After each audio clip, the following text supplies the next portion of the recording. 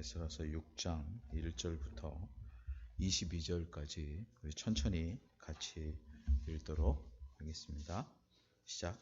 이에 다리오 왕이 조서를 내려 서적 곳간 곧 바벨론에서 보물을 쌓아둔 곳에서 조사하게 하였더니 메데도 악메다 궁에서 한 두루마리를 얻으니 거기 기록하였으되 구레스 왕 원년에 조서를 내려 이르기를 예루살렘 하나님의 전에 대하여 이르노니 이 전 곧 제사 드리는 처소를 건축하되 지대를 견고히 쌓고 그 전의 고는 60규빗으로 광도 60규빗으로 하고 큰 돌 3켜에 새 나무 1켜를 놓으라.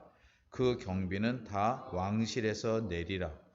또 느부갓네살이 예루살렘 전에서 취하여 바벨론으로 옮겼던 하나님의 전 금, 은, 기명을 돌려 보내어 예루살렘 전에 가져다가 하나님의 전 안 각 본처에 둘지니라 하였더라.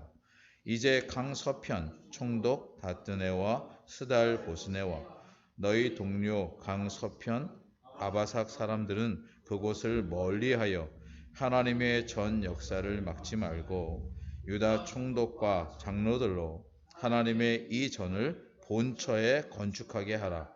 내가 또 조서를 내려서 하나님의 이 전을 건축함에 대하여 너희가 유다 사람의 장로들에게 행할 것을 알게 하노니 왕의 재산 곧 강 서편 세금 중에서 그 경비를 이 사람들에게 신속히 주어 저희로 지체치 않게 하라. 또 그 수용물 곧 하늘의 하나님께 드릴 번제의 수송아지와 수양과 어린 양과 또 밀과 소금과 포도주와 기름을 예루살렘 제사장의 소청대로 영락 없이 날마다 주어 저희로 하늘의 하나님께 향기로운 제물을 드려 왕과 왕자들의 생명을 위하여 기도하게 하라. 해가 또 조서를 내리노니 물론 누구든지 이 명령을 변개하면 그 집에서 들보를 떼어내고 저를 그 위에 메어 달게 하고 그 집은 이로 인하여 거름더미가 되게 하라. 만일 열왕이나 백성이 이 조서를 번개하고 손을 들어 예루살렘 하나님의 전을 헐진대 그곳에 이름을 두신 하나님이 저희를 멸하시기를 원하노라. 나 다리오가 조서를 내려노니 신속히 행할지어다 하였더라. 다리오 왕의 조서가 내림에 강 서편 총독 다뜨네와 스달 보스네와 그 동료들이 신속히 준행한지라. 유다 사람의 장로들이 선지자 학개와 익도의 손자 스가랴의 권면함으로 인하여 전 건축할 일이 형통한지라. 이스라엘 하나님의 명령과 바사왕 고레스와 다리오와 아닥사스다의 조서를 쫓아 전을 건축하며 피력하되 다리오 왕 6년 야달월 4월에 전을 피력하니라. 이스라엘 자손과 제사장들과 레위 사람들과 기타 사로잡혔던 자의 자손이 즐거이 하나님의 전 봉헌식을 행하니 하나님의 전 봉헌식을 행할 때에 수소 100과 수양 200과 어린 양 400을 드리고 또 이스라엘 지파의 수를 따라 수염소 12로 이스라엘 전체를 위하여 속죄제를 드리고 제사장을 그 분반대로 레위 사람을 그 반차대로 세워 예루살렘에서 하나님을 섬기게 하되 모세의 책에 기록된 대로 하게 하니라. 사로잡혔던 자의 자손이 정월 14일에 유월절을 지키되 제사장들과 레위 사람들이 일제히 몸을 정결케 하여 다 정결하며 사로잡혔던 자의 모든 자손과 자기 형제 제사장들과 자기를 위하여 유월절 양을 잡으니 사로잡혔다가 돌아온 이스라엘 자손과 무릇 스스로 구별하여 자기 땅 이방 사람의 더러운 것을 버리고 이스라엘 무리에게 속하여 이스라엘 하나님 여호와를 구하는 자가 다 먹고 즐거움으로 7일 동안 무교절을 지켰으니 이는 여호와께서 저희로 즐겁게 하시고 또 아스로 왕의 마음을 저희에게로 돌이켜 이스라엘의 하나님이신 하나님의 전 역사하는 손을 힘있게 하도록 하셨음이었더라. 아멘. 네, 오늘은 드디어 성전 건축을 마치는 일인데요. 최종적인 결과는 성전 건축을 마치는 일이 돼, 요 진행 과정은 상당히 드라마틱하다 이렇게 말씀을 드릴 수 있습니다. 한번 우리 넘겨 보겠습니다. 자, 첫 번째 내용인데요. 지난 시간의 내용을 여러분들 기억하시면 아시겠지만 실제로 지금 오늘 다리오 왕이 이렇게 확인을 하게 된 데는 지난 수요일에 우리가 살핀 것처럼 실제로 강서편에 있는 사람들이 다리오 왕에게 글을 올리면서 시작이 됩니다. 그래서 5장 6절을 다시 한번 보시죠. 보면 강서편 총독 다뜨네와 스달 보스네와 그 동료 강서편 아바삭 사람이 다리오 왕에게 올린 글의 초본이 이러하니라. 요게 이제 지금 오늘의 그 답조를 받게 된 원인입니다.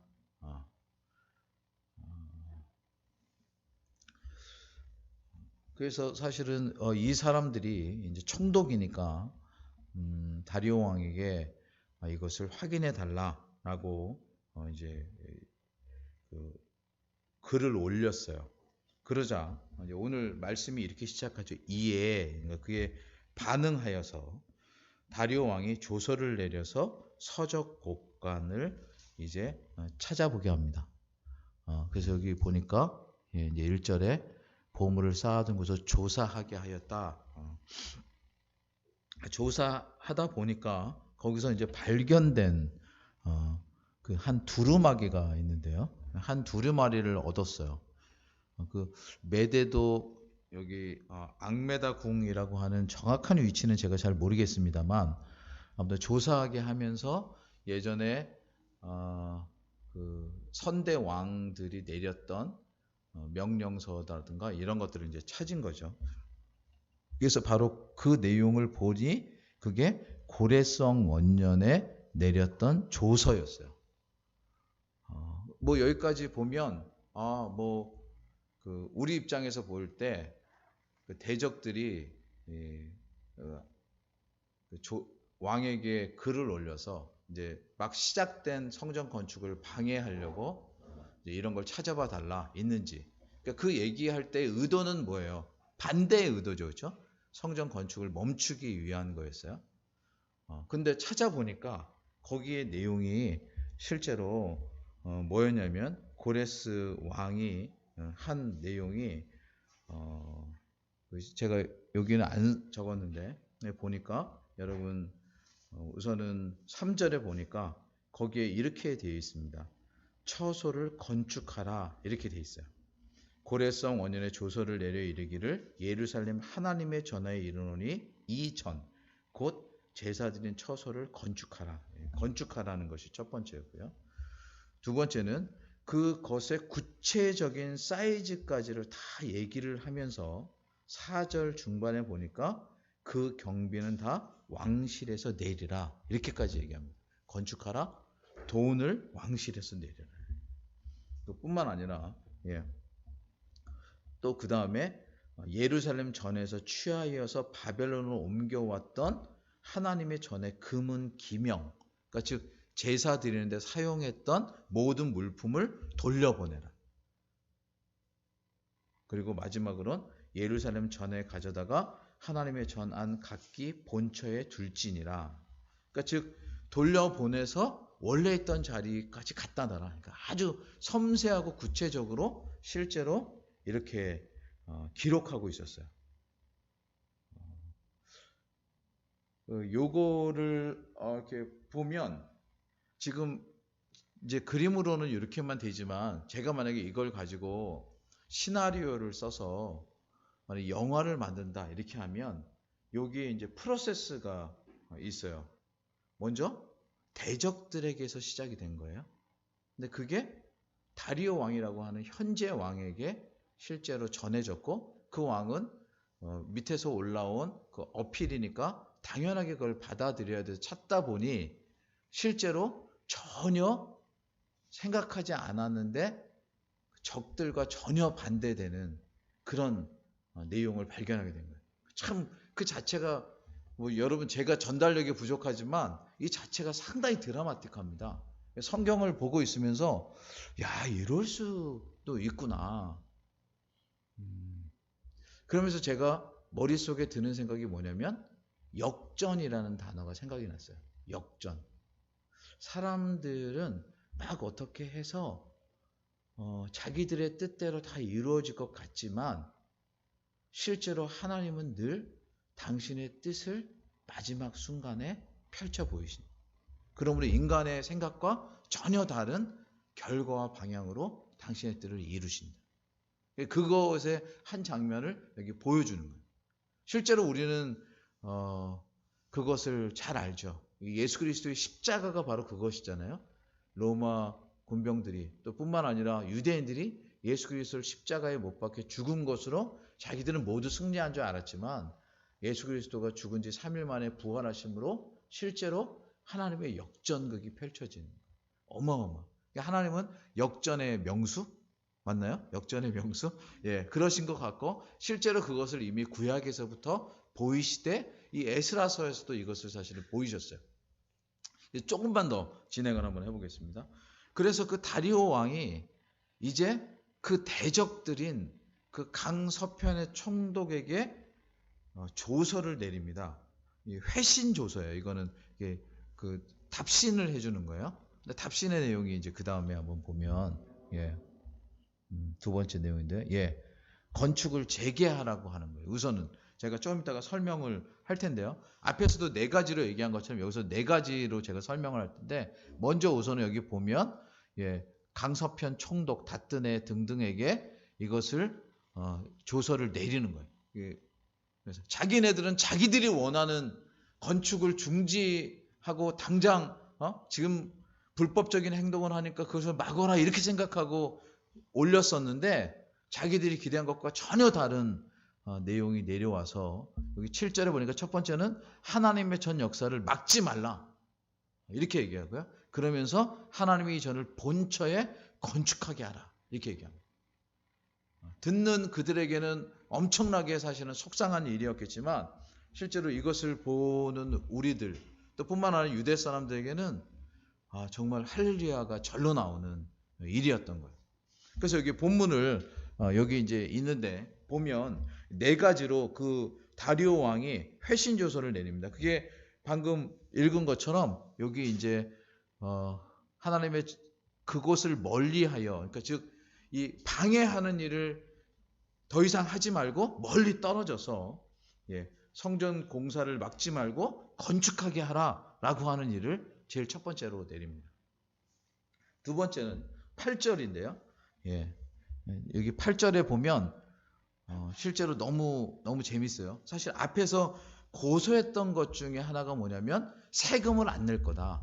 이렇게 얘기를 했는데 이 사람들에게 다리오 왕이 조서를 내려서 뭐라고 하냐면 왕의 재산, 즉 8절에 보니까 마지막 부분에 왕의 재산 곧 강서편 세금 중에서 그러니까 이 사람들이 지금 자기들이 걷는 세금 중에서 그 경비를 이 사람들에게 주어 신속히 주어 그것도 저희로 지체치 않게 하라 이렇게 얘기합니다. 속이 쓰렸을까요? 안 쓰렸을까요? 여러분은 뭐 이렇게 되게 은혜가 넘치셔서 그랬을 텐데 그 사람들 되게 속이 쓰렸을 거예요. 자기들은 지금 어떻게 하면 짓밟을까 어떻게 하면 저거를 해방할까 이렇게 했는데 역으로 온 내용이 실제로 자기들이 다 책임져야 되는 이런 거였어요. 뿐만 아니라 제가 여기는 안 썼는데 9절에 보면 이런 내용이 있습니다. 9절 또 그 수용물 하늘에 하나님께 드릴 번제의 수송아지와 수양과 어린 양과 또 밀과 소금과 포도주와 기름을 예루살렘 제사장의 소청대로 영락 없이 그 다음 뭐라고 되어 있어요? 날마다 주라. 이 하나님께 드릴 번제의 수송아지 예. 그리고 수양, 어린 양, 밀과 소금과 포도주와 기름을 요청대로 빠짐없이 날마다 주라는. 예. 가끔 주라도 아니고 날마다 주. 이 부분을 역으로 생각하면 이거예요. 하나님은 얼마나 구체적이고 실제적으로 갚아주시는가. 예. 모르겠어요. 여러분들에게는 어떤 경험이 있으신지 모르겠습니다. 여러분 하나님께서 여러분의 인생을 이렇게 붙들어 오신 줄 여러분은 믿으시죠? 예. 근데 그 구체적인 간섭하심이 어떤 게 있을까? 하나님의 인도하심을 따랐을 때 하나님이 채워주시는 아주 섬세한 손길들이 여러분 아마 기억 속에 있을 것입니다. 저희가 얼마 전에 이제 저랑 아내가 한솔이를 태우고 차를 타고 집에 오는 길에 그런 얘기를 한 적이 있어요. 뭐 여러분에게는 저희 가정사 같지만 제가 이제 목회자니까 저희 가정에서 늘 하나님이 잊지 않도록 주시는 한 사건이 있습니다. 그게 바로 한솔이의 출생과 관련된 것입니다. 출생의 비밀은 아니고요. 예, 출생의 사건. 예. 그러니까 한솔이가 나기 전에 저희가 이제 신학생이었어요. 그래서 아주 가난했어요. 그러니까 뭐 아주 가난했다는 말을 어떻게 설명해야 될지 잘 모르겠는데 일주일에 지금은 그렇게 안 팔 텐데 그때 당시에는 저희 집 이렇게 셋집으로 올라가는 데 가다 보면 쌀집이 있어서 이렇게 붕어빵 같은 종이 봉투에 1,000원어치씩 쌀을 팔았습니다. 그래서 사실 그렇게 일주일에 1,000원씩 사서 이제 밥을 해서 먹었거든요.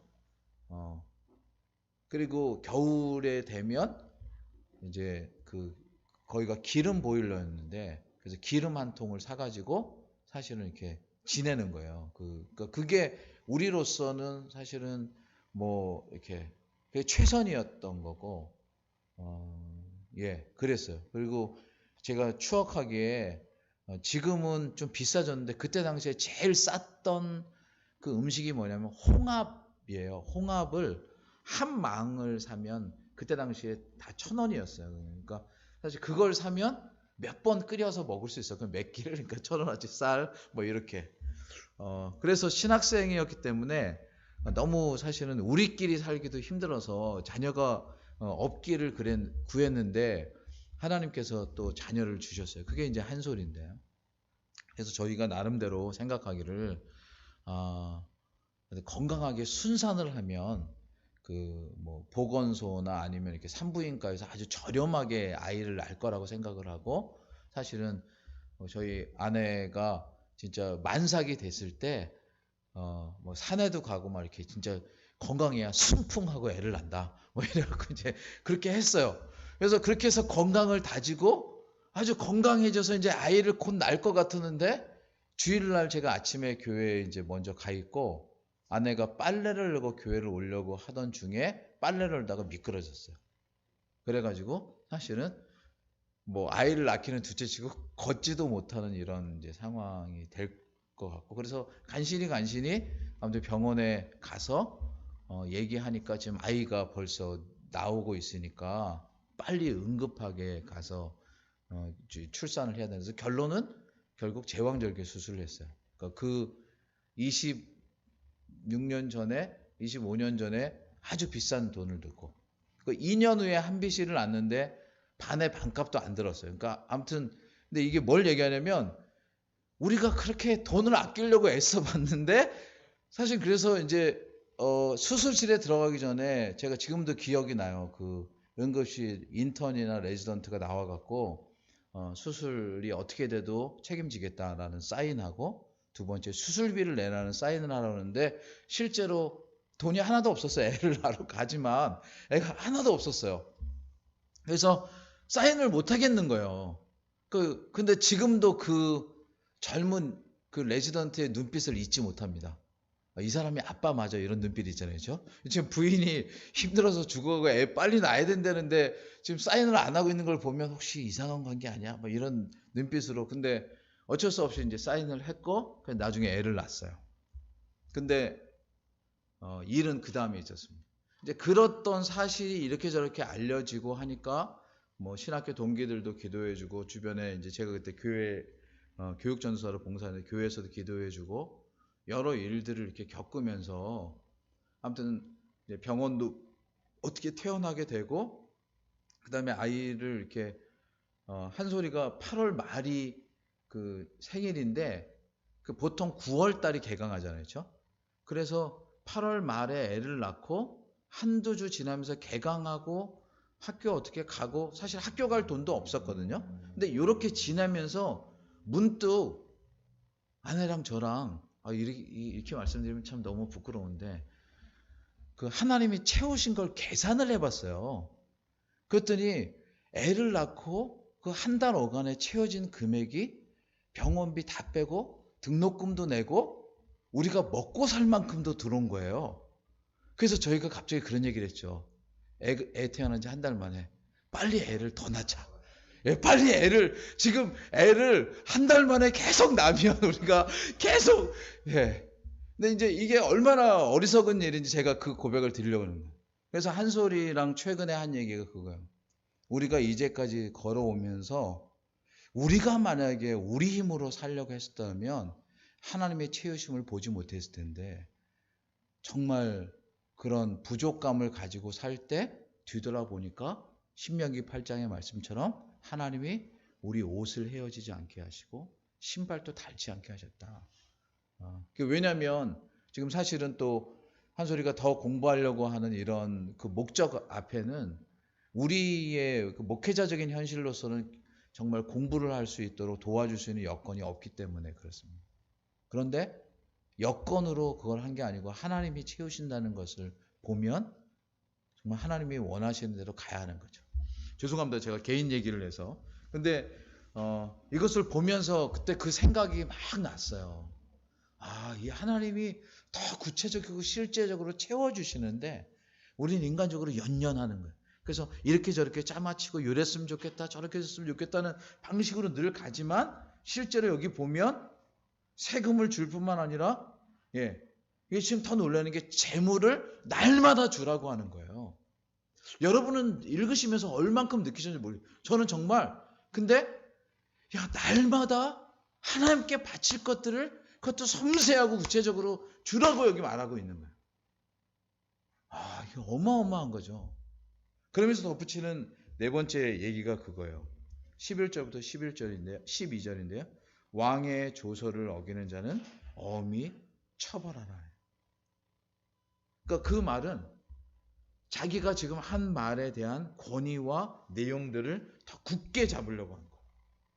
그래서 조서를 변경하거나 아니면 예루살렘 전을 허무는 어떠한 것들은 사실 할 수가 없게. 그래서 여기 표현이 너무 재밌어요.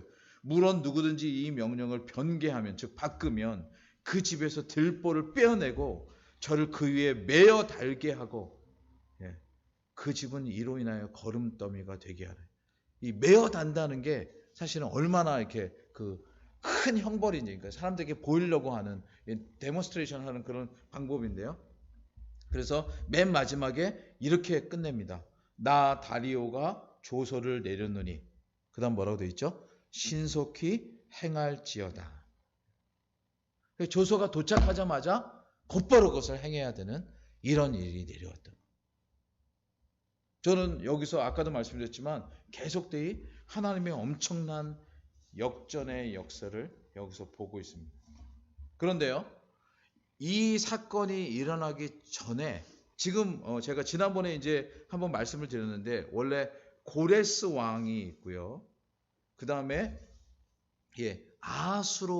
아하수에로 왕이 있고, 그 다음에 아닥사스다가 잠깐 나오는데 실제로 그거는 아마 다리오랑 비슷할 것이다. 이렇게 해서 세 사람의 선명한 이름을 제가 지난번에 한번 표로 보여드린 적이 있어요. 그게 고레스, 그 다음에 아하수에로, 그리고 지금 다리오. 이렇게 왕이 이렇게 3명이 쭉 이어집니다. 그리고 실제로 이름은 약간 혼동돼서 나오는데 실제로 그 다음에 우리랑 지금 상관없이 그 다음에 아닥사스다라고 하는 왕이 그 2세인데 이게 다스리게 됩니다. 요 3명인데요. 다시 한번 고레스, 아하수에로, 그 다음에 지금 다리오. 예. 그런데요. 지금 다리오 때 저희가 이 일을 보고 있잖아요. 하나님이 고레스를 통해서 예언하신 일을. 그렇죠? 그런데 하나님의 간섭하심이 얼마나 놀라운 거냐면 지금 이게 다 이방 왕들이에요. 그렇죠? 그리고 고레스를 예언했던 이사야서나 예레미야를 생각하면 사실은 이사야서는 아직 나지도 않은 왕을 예언하는 거예요. 그 실제로 그대로 이루어졌어요. 그런데 여러분 포로로 끌려갔을 때 이제 왕 아하수에로 왕 때 이렇게 비슷한 역전적 사건이 또 있었습니다. 그게 여러분 혹시 아시는지 모르겠지만 에스더라고 하는 사람. 그 다음 넘겨보죠. 이게요 너무 재밌어요. 지금 이제 여기가 에스라서 6장이죠.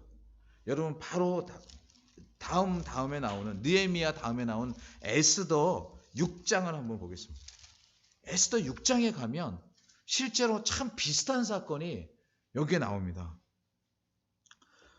지금 왕은 아하수에로 왕이에요. 에스더 6장 가보셨어요? 예, 여기 조금만 같이 한번 읽겠습니다. 이 3절까지만 같이 한번 읽어볼게요. 에스더 6장 1절부터 3절 시작.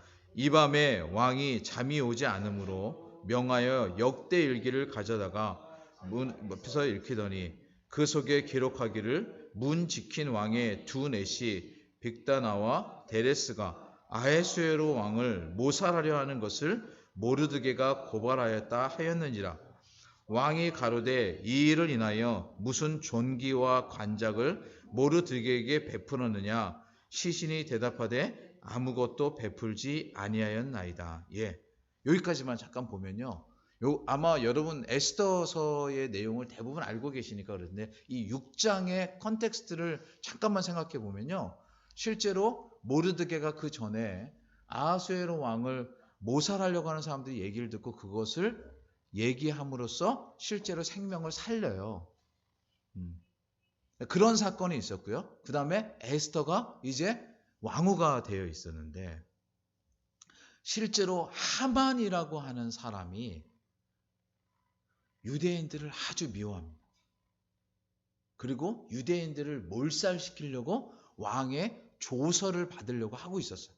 그래서 계속 그런 중에 그 대표자인 모르드게가 실제로 에스더에게 너가 가서 왕에게 나아가라. 근데 아까 모르드게가 그 모살하려고 하는 말을 고했다고 하는 것처럼 그런 역사가 있어서 그 전에는 왕후라면 당연히 왕에게 나아갈 수 있었겠지만 그 다음부터는 왕후라도 왕이 호를 내밀지 않으면 절대로 나아갈 수 없었어요. 그래서 만약에 왕이 호를 내밀지 않았는데 왕후가 다가가면 실제로 그 여자도 왕후이지만 혹시 스파이일 수도 있다고 여기하고 척결할 수가 있었기 때문에 실제로 그 두려움이 있을 때 모르드게가 그래도 너가 이때를 위함이 아니냐라고 얘기하고 거기에 대해서 답변을 뭐냐면 죽으면 죽으리이다. 이 스토리가 사실 여기 깔려 있는 거예요. 그뿐만 아니라 지금 에스더서 6장에서는 무슨 내용이 하나 더 있냐면 실제로 요게 성경 전체에 우연이라고 하는 그 하나님의 섭리와 간섭을 표현하는 그런 스토리 몇 개 중에 하나예요. 그 무슨 말이냐? 지금 왕이요 밤에 잠이 오지 않았다. 그래서 질문이 왜 그가 그 밤에 잠이 오지 않았을까? 그건 우리도 모르죠. 그리고 잠이 오지 않아서 하필이면 또 역대일기를 가져다 읽게 했을까?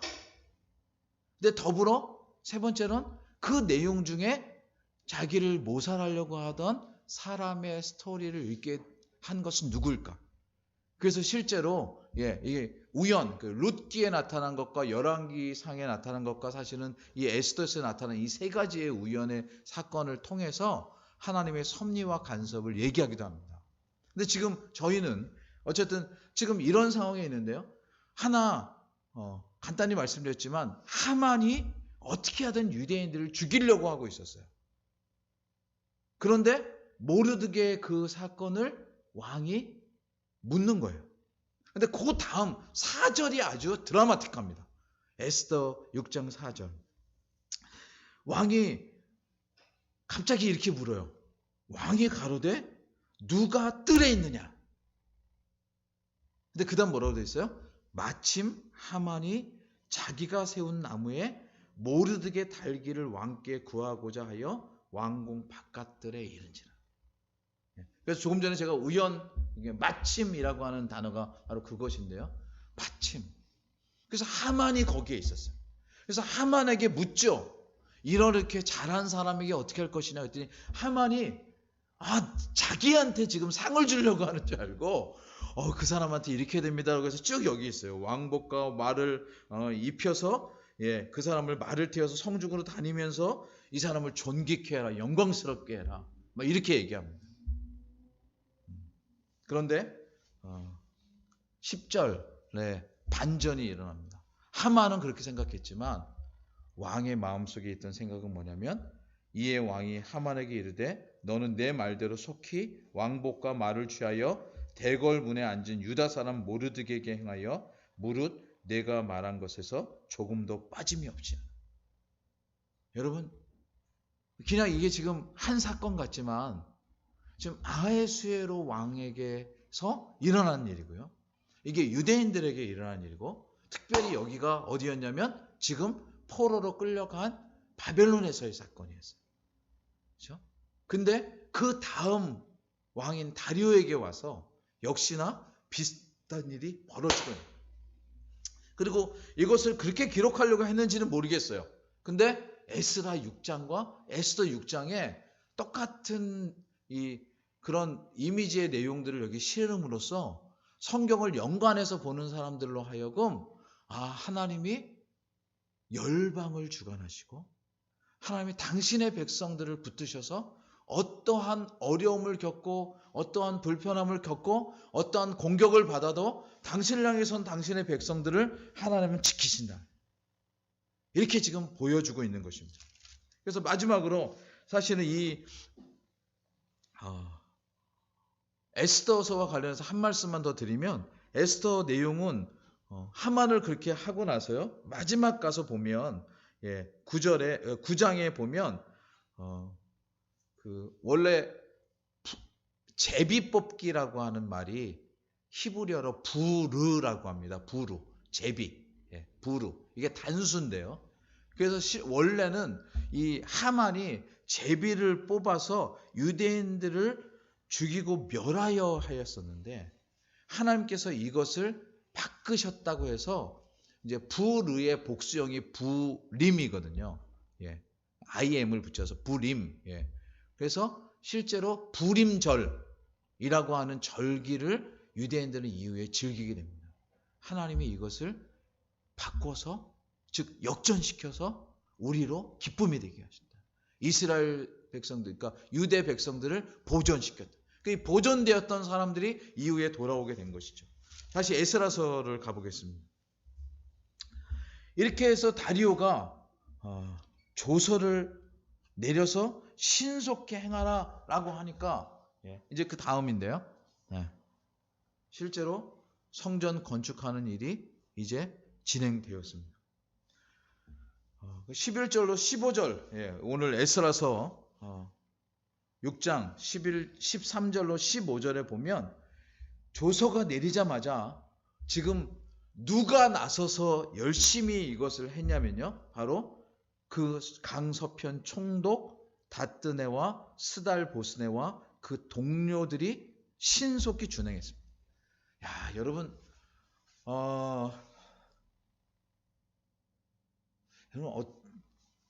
이걸 보고 있는 기쁨이 어땠을까요?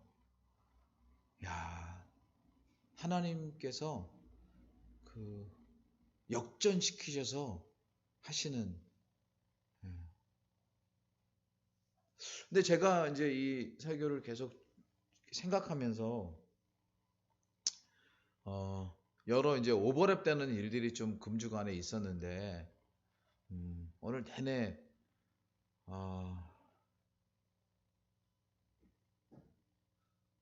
이런 질문이 들었어요. 이거 사실 여러분 저희 믿음 없음을 아시니까 용서하시고 들으십시오. 그때는 이런 일이 일어났는데 지금도 이런 일이 일어날까? 제가 지난 주일에 기도 부탁을 하고 갔기 때문에 여러분 아시겠지만 월요일 날 정말 기도가 필요한 곳에서 아침 10시부터 9시까지 11시간을 앉아 있었습니다. 그 우리 격려차 우리 저기 최정식 선교사님도 오시고 우리 강막 전우도 오시고 그래서 감사하긴 했지만 저는 오지 않은 분들이 더 부러웠어요.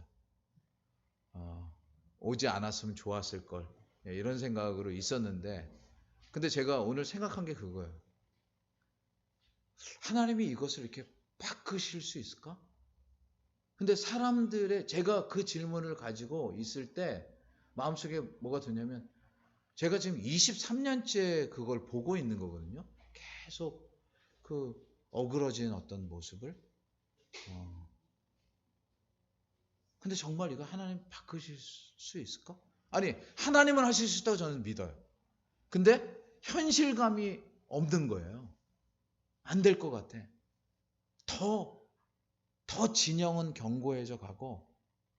근데 이게 지금 제가 금주간의 일이라 그런데 과거로 돌아가면 아마 우리 권사님 살아오시면서 더더욱 그러신 느낌이 있으셨을 거예요. 우리 권사님 51년생이시니까 실제로 이제 성장하셔서는 거의 뭐 20년 가까이 한 사람이 대통령을 하고 그러면서 그때는 여러분 들어보셨죠? 긴급조치라고 하는 긴급조치 위반. 그래서 대통령의 말에 반대하는 건 무조건 죄예요.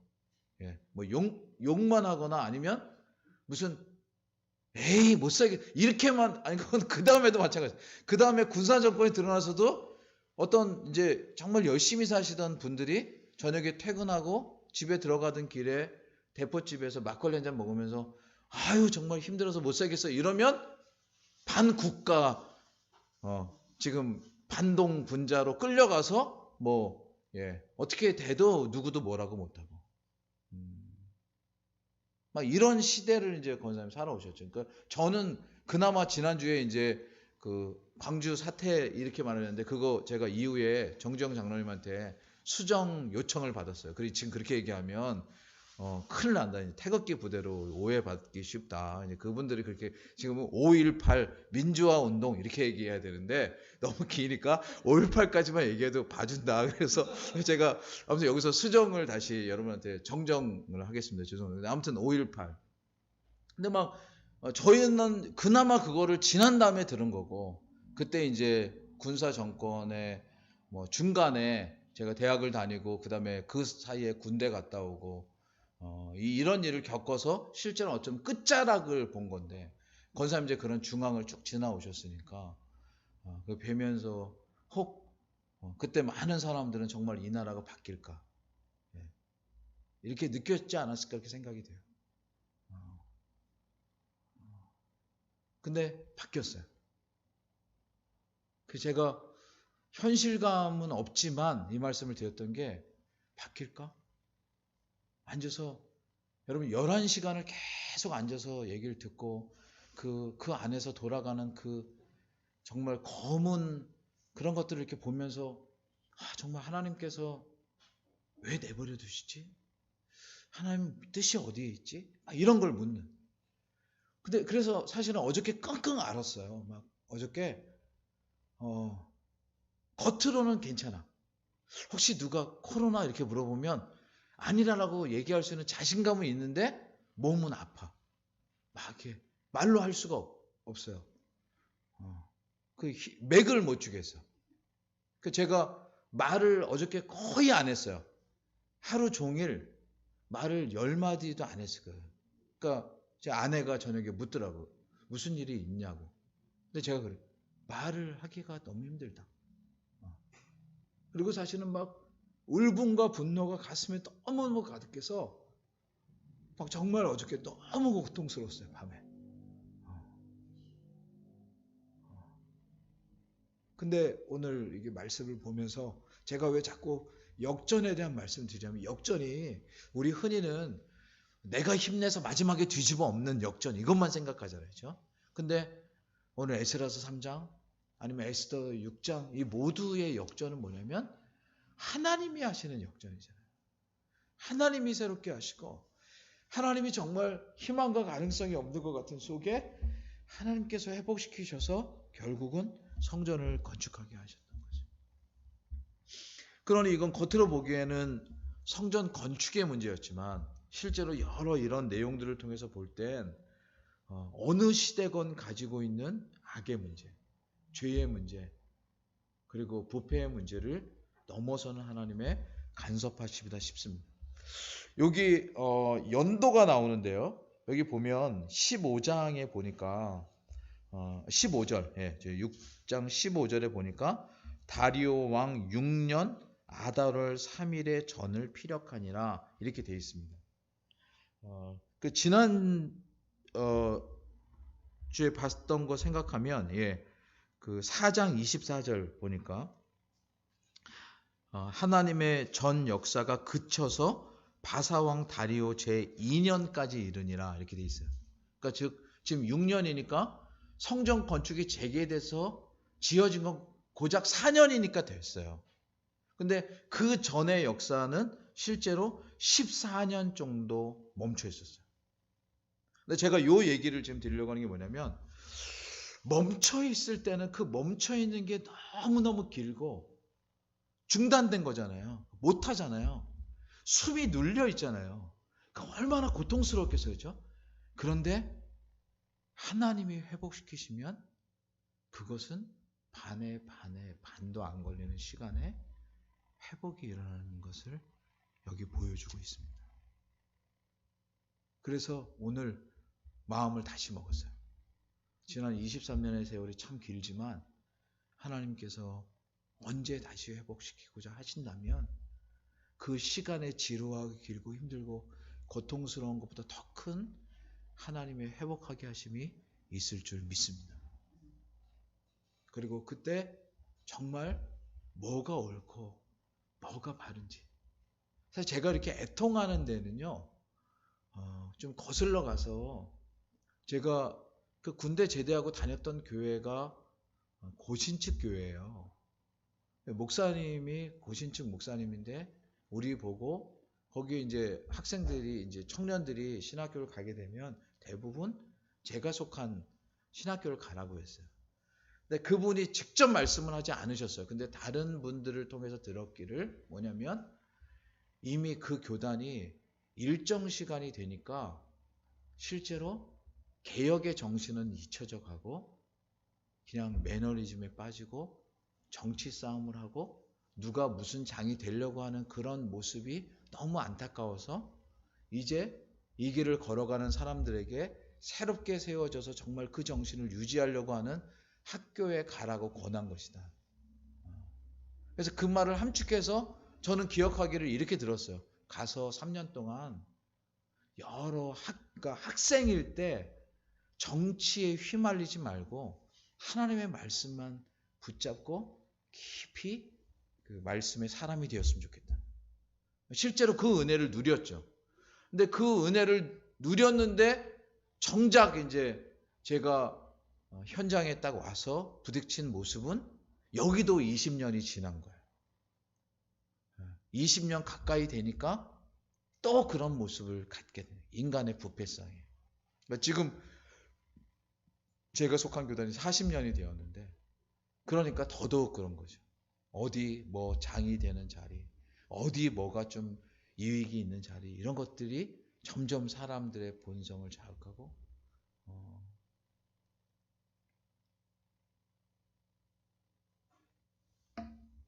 여하튼 사람들에게는 그렇지만 저는 여기서 큰 소망을 갖게 되는 게 뭐냐면, 14년간 방해되고 지연되고 중단되었던 공사도 하나님께서 회복시키고자 하면 4년 만에 회복이 돼서 성전이 건축되는 것을 여기 보여주고 있습니다. 얼마나 감격스러운 일이었을까. 정말. 이 자리에 저는 이게 지금 수천 년 전이잖아요. 그렇죠?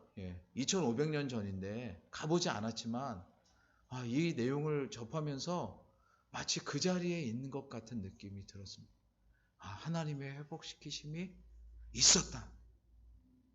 그리고 앞으로도 있을 것이다. 왜요? 하나님은 그런 분이시니까.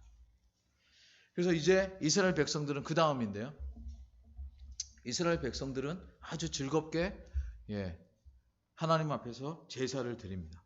그래서 첫 번째로는 봉헌식, 성전을 다 짓고 봉헌식을 행하고요. 두 번째는 봉헌식이되 그거는 예식이되 봉헌식의 의미, 정말 그 의미, 하나님께서 하셨다는 의미를 담아서 유월절을 지켰어요. 유월절이 패스오버잖아요. 그렇죠? 하나님께서 애굽으로부터 우리를 구원해 내셨다.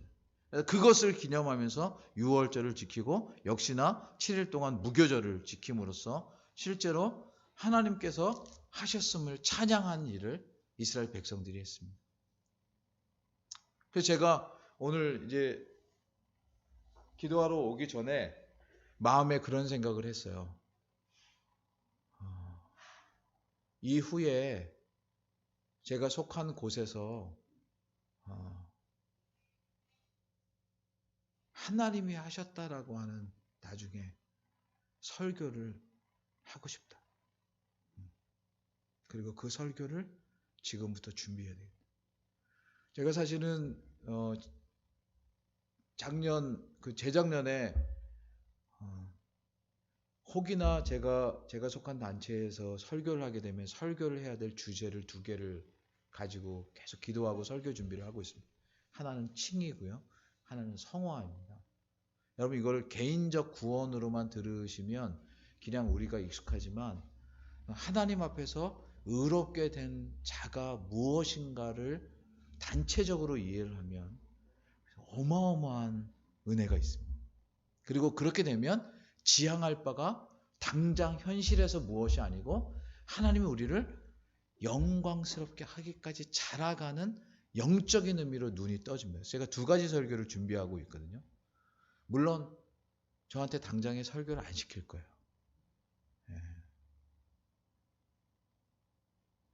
그런데 설교는 계속 준비합니다. 근데 한 설교를 더 준비하게 됐어요. 하나님이 회복시키시고 하나님이 당신의 일을 높이실 것이다.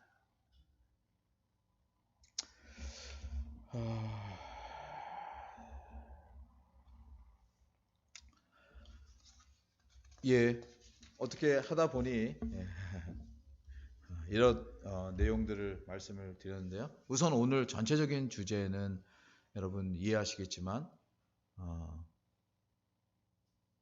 성전을 건축하려고 하던 자들의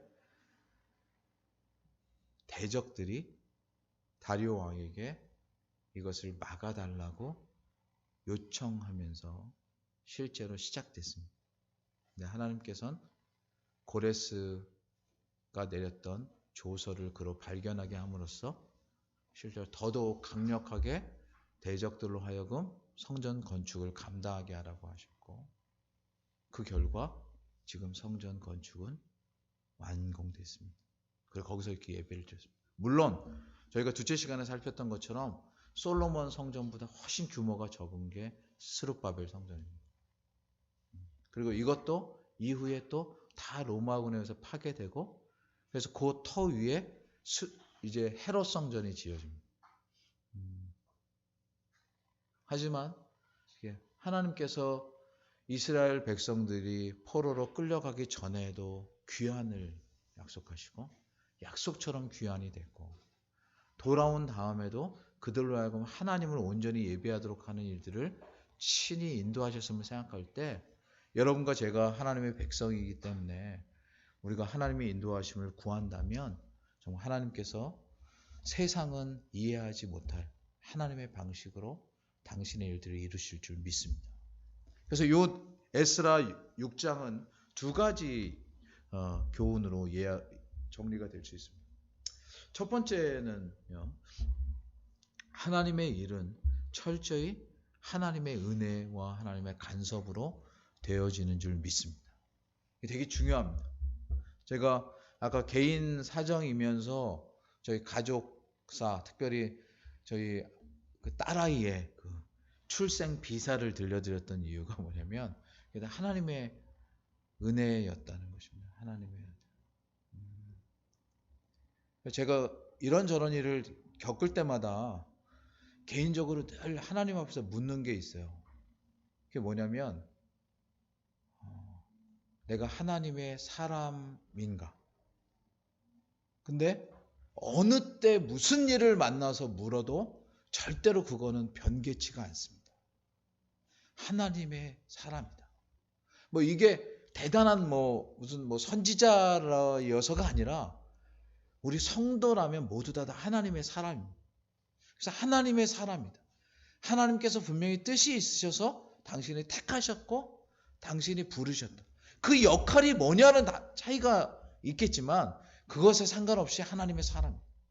그렇다면 사람들이 어떠한 것을 보이고 사람의 일이 어떠한다 한들 실제로 하나님께서 당신의 역사를 이루실 줄 믿는 게 하나님의 사람들의 자세입니다. 심지어 교회 안, 교회 바깥에 제가 겪은 여러 일들 속에서도 계속 부닥치는 문제는 그거예요. 어느덧 교회가 세속화돼서 교회 안, 교회 바깥이 사람들에게 잘하면 뭔가 좋은 결과를 보고 하나님을 향해서 서면 실제로 너만 하나님의 사람에 이렇게 하면서 사실 배제되는 일들이 여전히 있는. 근데 중요하게 저는 아까 아하수에로 왕을 통해서 모르드게를 높이신 것처럼 또 뿐만 아니라 다리오 왕을 통해서 스룹바벨의 성전이 완공된 것처럼 여러분 그리고 우리 모두가 하나님 앞에서 하나님의 행하실 일들을 바라볼 때 하나님의 역사가 하나님의 은혜가 함께할 줄 믿습니다. 그래서 바로 그 내용을 지난주에는 이제 학개서를 봤는데 학개서와 맞물려서 같이 예언한 내용이 스가랴서인데요. 스가랴서는 직접적인 성전에 대한 내용을 얘기하지 않지만 중요한 메시지를 여기 갖게 합니다. 여기 제가 말씀을 스가랴서 4장 6절을 인용했는데 보면 한번 같이 읽어보죠. 시작. 여호와께서 스룹바벨에게 하신 말씀이 이러하니라. 만군의 여호와께서 말씀하실 때 이는 힘으로 되지 아니하며 능으로 되지 아니하고 오직 나의 신으로 되느니라. 아멘. 즉 나의 신이 뭐예요? 하나님 당신께서 친히 하신다는 거예요. 하나님 당신께서 친히 당신의 성전의 역사를 이루시고 당신의 교회의 역사를 이루시고 변화의 역사를 이루신다고 약속하십니다. 여러분 그거를 믿고 버티시고 견디시고 나아가시는 여러분 되시기를 바랍니다. 또 뿐만 아니라 하나님께서 하나님의 일을 드러내심은 거기에 모르드게가 핵심이 아니고요. 스룹바벨이 핵심이 아니고 어떤 사람이 핵심이 아닙니다. 제가 지난주 수요일에 이 설교하면서 그 말씀드렸죠. 저는 에스라서를 설교하고 싶었던 마음은 실제로 여기 6장까지의 관심이 있지 않았어요. 실제로 7장을 설교하고 싶었던 게 제 마음이었어요. 그런데 7장을 설교하기 위해서 6번이나 1장, 2장, 3장, 4장, 5장, 6장을 살피면서 실제로 말씀을 더더욱 살피게 되었을 뿐만 아니라 이스라엘 역사 속에 하나님 행하신 일 뿐만 아니라 하나님께서 숨겨두셨던 내용들을 더더욱 깨닫게 됩니다. 저 개인적으로 큰 은혜입니다. 근데 큰 은혜임과 동시에 아주 중요한 생각을 이렇게 하게 됐어요. 외적으로 성전이 지어진다. 제가 그거는 열린 교회에 있으면서 늘 말씀드렸어요. 우리는 외적인 건물, 공간, 성전에 이름받는 그런 것이 초점이 아니에요. 그러니까 그 안에 말씀과 진리가 채워져 있지 않으면 사실 그거는 헛것이에요. 그러니까 여기도 마찬가지예요. 하나님의 말씀을 통해서만 사실 하나님의 교회는 서가는 거고 하나님의 진리를 통해서만 하나님의 교회는 서가는 거예요. 그래서 그거를 사도행전 6장 7절에 이렇게 우리 잘 아는 말씀이죠. 여기 이렇게 돼 있어요. 하나님의 말씀이 점점 왕성하여 예루살렘에 있는 제자의 수가 더 심히 많아지고 허다한 제사장의 무리가 이 도에 복종하니라. 즉 여기에 프로세스의 근원과 원천은 딱 하나예요. 하나님의 말씀. 하나님의 나라가 어떻게 세워질 것이냐? 하나님의 말씀의 풍성하심이 사람들이 아니고 외적이 아니고 돈도 아니고 능력도 아니고 오직 하나님의 말씀이 높이 들려지고 진리가 높이 들려질 때 하나님께서 당신의 사람들을 불러 모으시고 당신의 교회를 굳게 세우실 줄 믿습니다. 그래서 저희 교회 속에서도 마찬가지예요. 저뿐만 아니라 우리 사역자들 속에 하나님 말씀의 은혜를 주십시오. 말씀을 살아내는 은혜를 주십시오. 그리고 그것이 교회를 세우게 해주십시오. 기도합니다.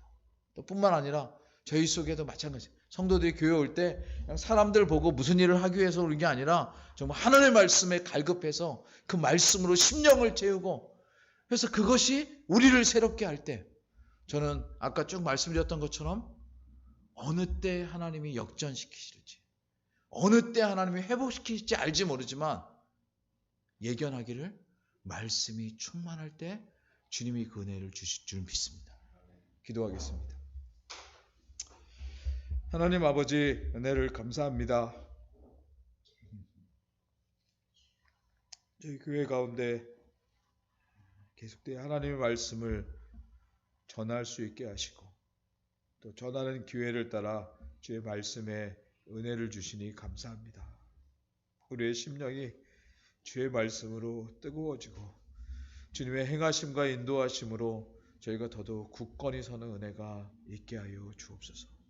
하나님, 금주간이 저희가 이곳에 있은 지 2년이 된 때입니다. 저희가 이곳에 잘 있었고 또 이곳에서 교회됨을 잘 누리고 있는 것이 얼마나 감사한지요. 그러나 혹 소망하기를 저희가 좀 더 넉넉한 공간 아니면 임대료로 지출해야 되는 비용을 줄여서 더 사람을 키우는 데 쓰고 싶은 소망에 또 다른 공간을 구했건만 하나님 당신의 뜻엔 또 우리가 여기에 1년 더 있어야 될 것이라 생각하신 줄 믿고 또 거기에 순종하고자 합니다. 하나님 그런 여건, 형편, 재정 이런 것이 우리의 기준이 아니고 우리에게 하나님의 말씀을 허락하시는가? 우리 교회 속에 주의 말씀의 은혜가 있는가 돌아볼 때 우리의 여건은 부족하지만 우리의 믿음도 적지만 주님 말씀을 허락하셔서 감사합니다. 주님 우리와 함께 하심을 인해 주님을 찬양합니다. 하나님 저희가 어떠한 때 어떠한 상황에 처해 있을지라도 그것이 우리에게 더 큰 기쁨이 되게 하시고 우선이 되게 하시고 바라봄이 되도록 주님 도와주옵소서. 그래서 하나님 그것이 우리 속에 가득할 때 주님 현실의 어려운 문제들도 그리고 단체나 여러 모임의 어려운 문제들도 하나님 주님의 해 때 주께서 당신의 은혜로 해결하실 줄 믿습니다. 주님이 언제고 사람들은 생각하지 못한 더 큰 일들을 이루시는 줄 저희가 믿사와 주님을 의지하고 구하옵나니 주님 바라옵기는 주님 그것을 속히 허락하셔서 하나님 자라나는 후세대들이 자라나는 그리고 젊은 목회자들이 사람들의 굴욕하는 것이 아니라 주의 말씀과 주님의 사심에 더욱더 순종하는 은혜가 있게 도와주옵소서. 교회가 그것을 위해서 계속되이 기도하게 하시고 저 또한 부족하고 여러 가지 하나님 아버지 실수가 많은 자이오나 그저 주의 은혜로 주님이 그 일을 행하실까지 인내하고 견디는 제가 될 수 있도록 주님 도와 주시옵소서. 선망하옵고 예수님의 이름으로 기도하옵나이다. 아멘.